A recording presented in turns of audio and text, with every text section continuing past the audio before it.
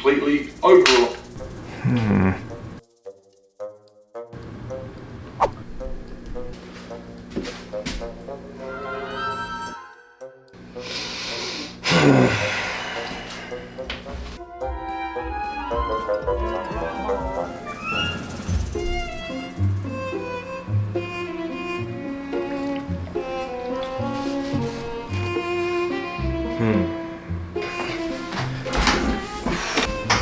Let's see. As well, I often went actually backwards.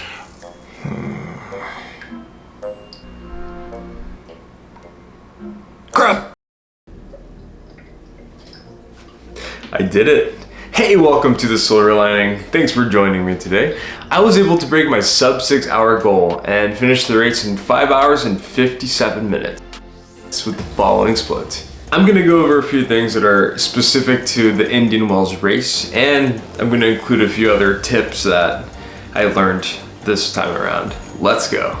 So first thing, if you plan on racing here, the water is cold. On race morning, the water was 58 degrees Fahrenheit, or 14 degrees Celsius. Thankfully, they had an acclimation zone, which was a small section of water where people were crowded into.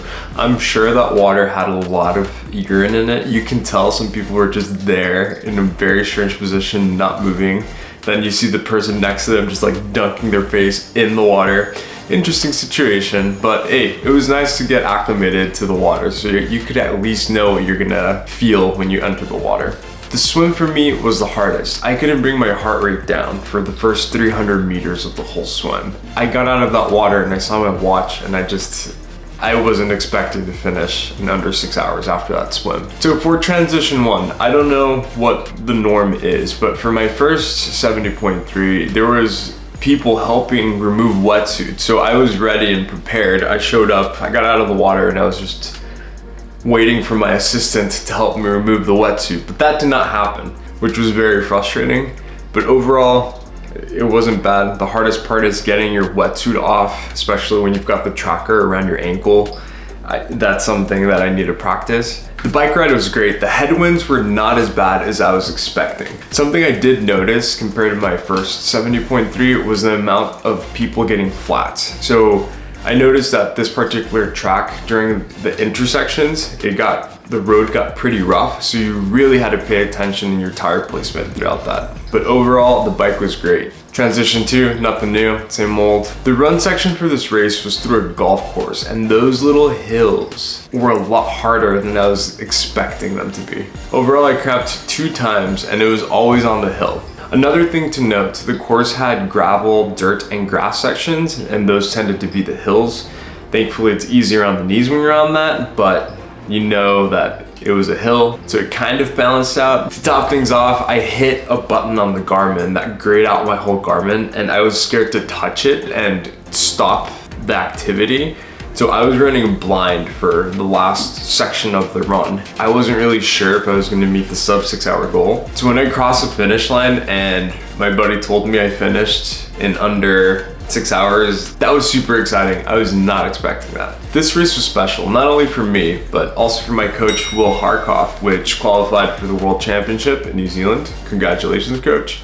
For my friend Danny, which met his sub 5 hour goal. It was also nice to have a bunch of fans in the finish line. My fiance was there, my coach was there, my friend Daniel was there, and my coach's family drove down to watch him. So by default, I had a whole cheering squad when I crossed the finish line. Here's a cool little video.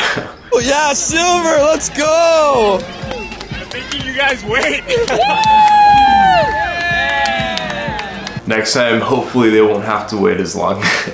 And you see, that's what keeps bringing me back to these events, the people. In this race, I got to meet my coach in person, which was super cool. Great dude. We got to do a workout together. We cycled, did a little brick run. I got to meet Madison from our team that actually drove up to cheer us on. Shout out to Yes Dude or Yes Man. I have no idea who this person is, but check out this guy. He was super motivating for anyone that was walking by. Yes! Yes! Yes! Is this it for you? If you want to check out some professional looking footage, check out Aero Media on YouTube.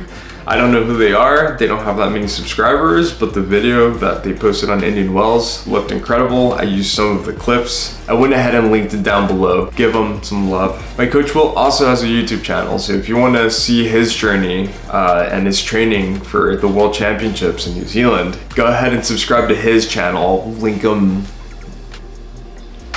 up there or down there somewhere. Otherwise, thanks for watching. This video is more for me, more of a historical documentation. YouTube thinks you might like this video right here, so go ahead and click on that.